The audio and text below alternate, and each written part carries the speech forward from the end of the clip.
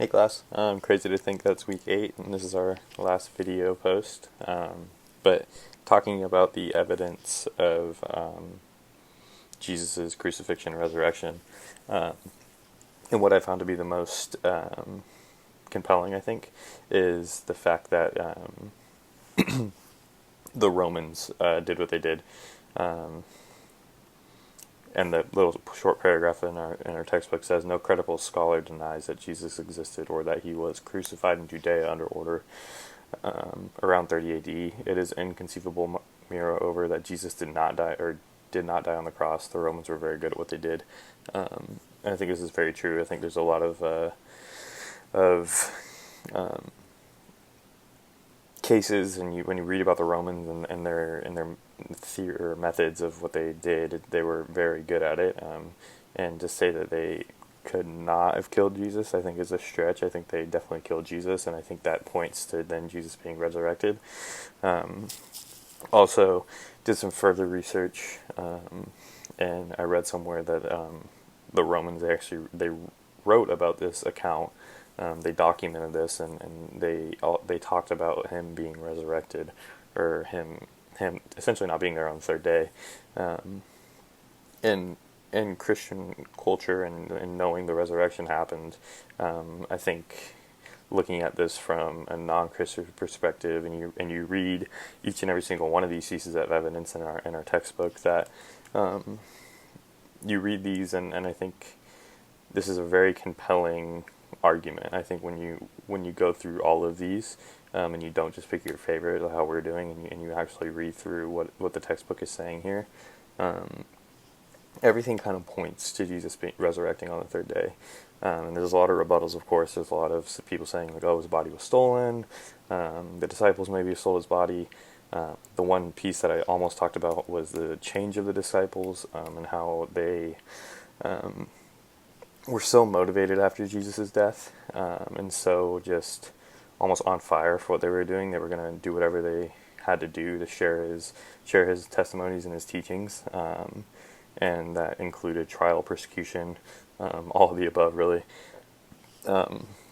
just to share his life. And I think that it brings up a good point, that in the very last, I'm not talking about the transformed lives of the disciples here, that piece of evidence. The ending brings up a very good point. It says, something happened on that Sunday morning that changed their lives, convincing them that Jesus was the risen and glorified Lord.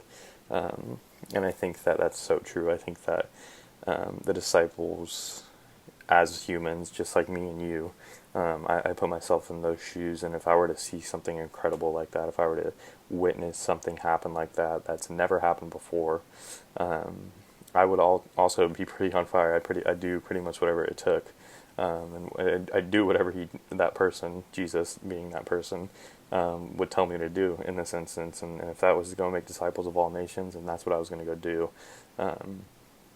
in one way, shape, or form. So I think those two right there kind of combine the historical aspect of the Romans documenting this happening, them documenting that Jesus' body was not there on the third day, the testament of Mary, the guards, whoever it may be, and then also just looking at the setting of where he was buried, the tomb, and how big that rock could have been. It seems otherworldly, and otherworldly in this case being the power of God, that this could have happened, and I think everything kind of points to that.